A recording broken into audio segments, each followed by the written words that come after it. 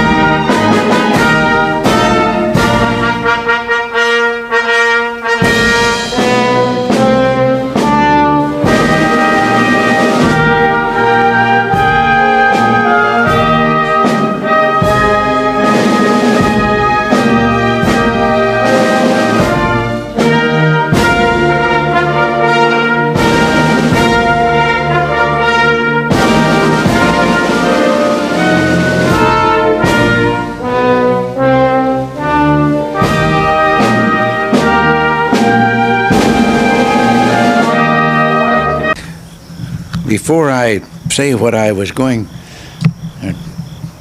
prepared to say here, I think that all of us ought to join in a happy birthday. There is a period in which you can tell a lady's age, when it's Irene Marcos and it's her 22nd birthday. Happy birthday.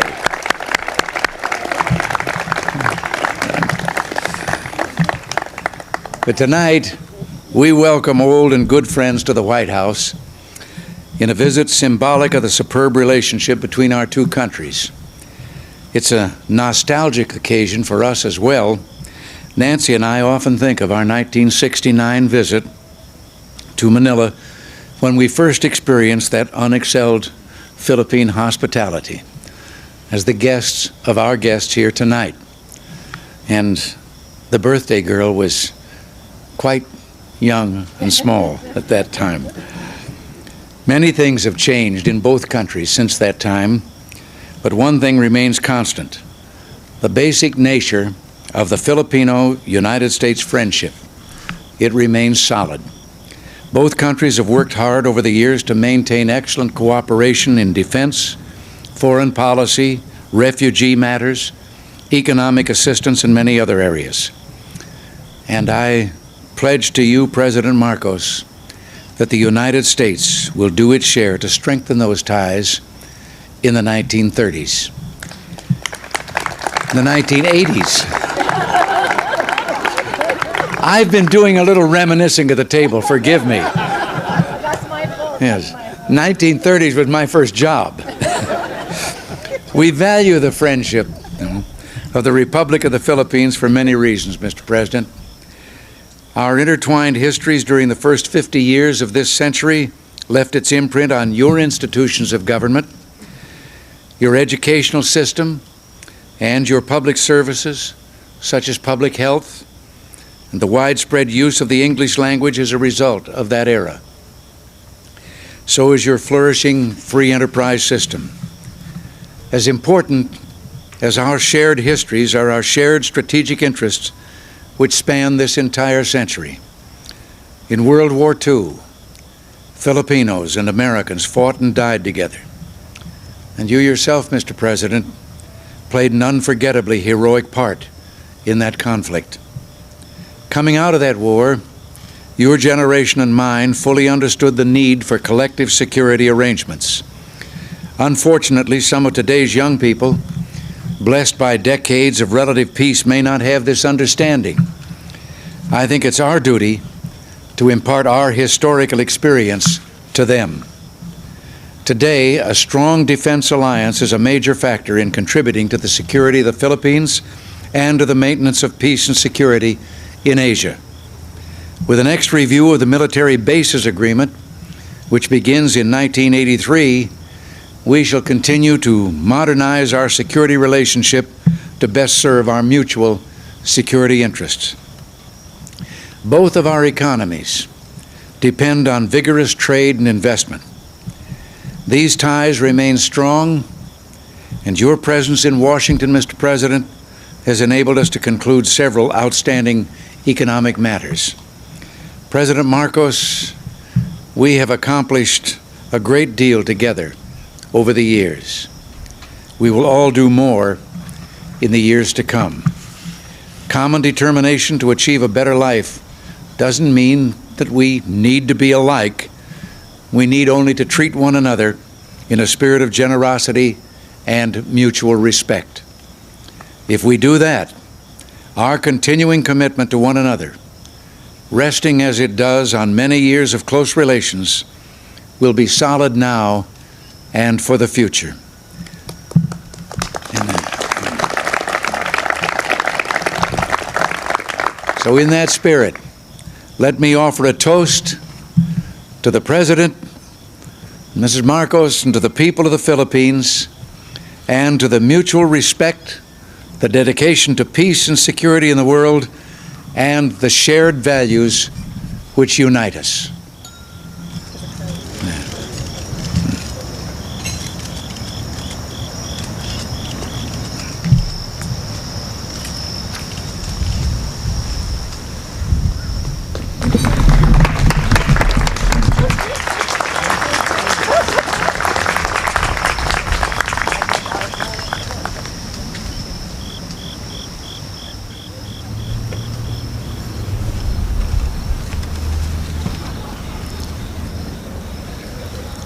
Mr. President and Mrs. Reagan, distinguished guests, my friends,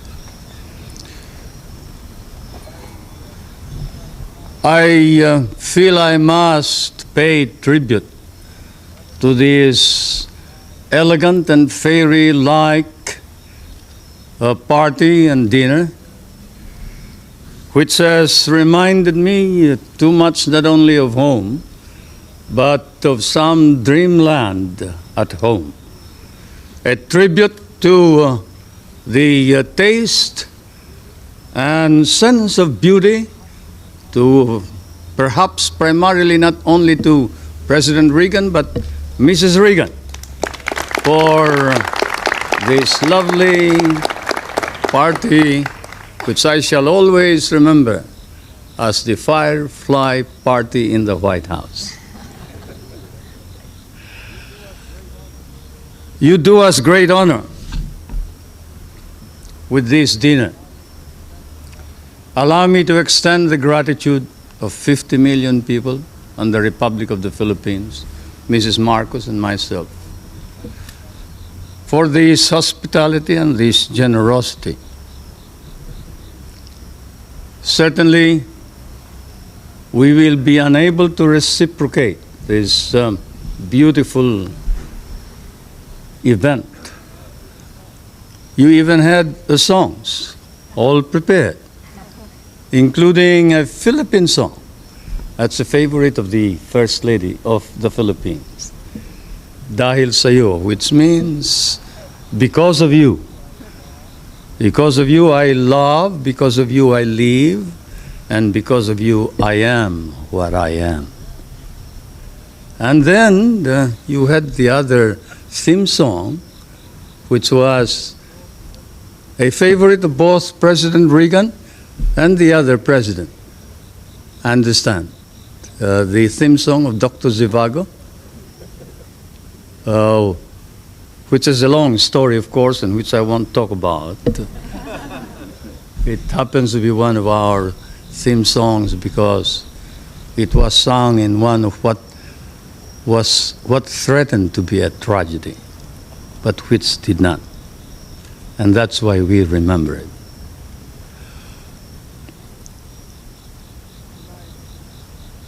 Tonight, the Philippines once again is obligated to you, Mr. President, for your kind and generous words. And the periods of difficulty, and perhaps therefore it is not too rash to say that it is proper to use the appellation friendship between the American and the Filipino.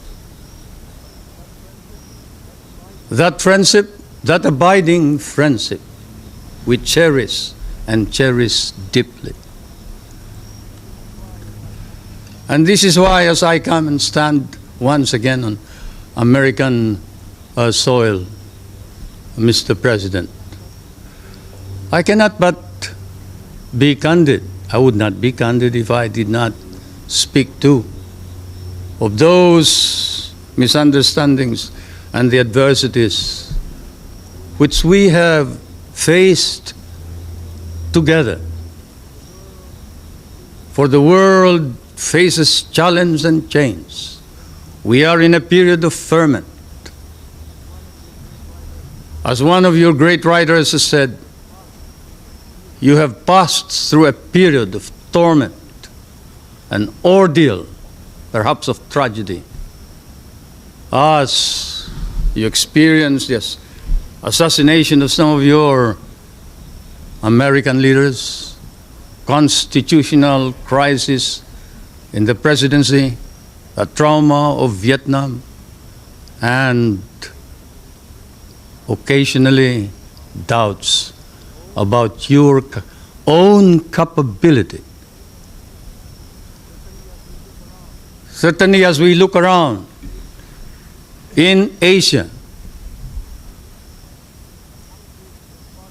the countries of that part of the world are marked, and often there is fear that perhaps does not weary, that America is firm and resolute actions, but that it faces and confronts its problems squarely, fairly, justly. As I stand on American soil and I see the doubts rising in Asia, I see another phenomenon that clears my mind. It is the phenomenon of an American nation led by a new leadership, earnestly exerting heroic efforts in order to stop the slide and the loss of prestige of American leadership throughout the world.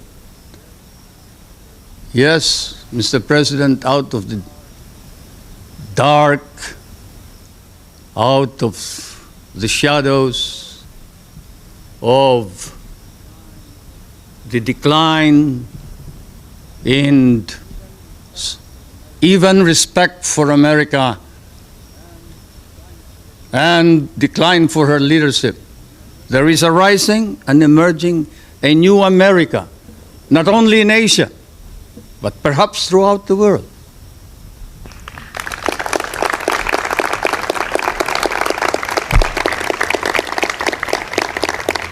The stakes are high, Mr. President.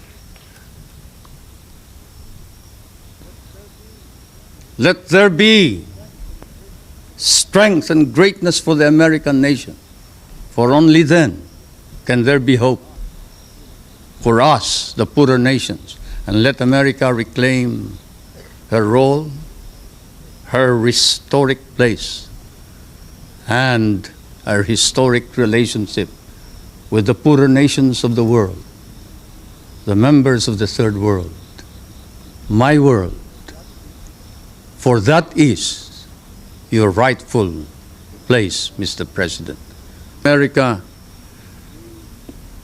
this strength and capability to reclaim her natural place and historic relationship with all the nations and with other nations, reestablish order in our anxious, troubled world. We pray for this, we hope for this. Not only the big nations, but especially the small ones. And so may I ask you to rise and join me to a toast to the continued health and success of the President of the United States, the prosperity and the strength of the American people, and the friendship of the peoples of the United States and the Philippines.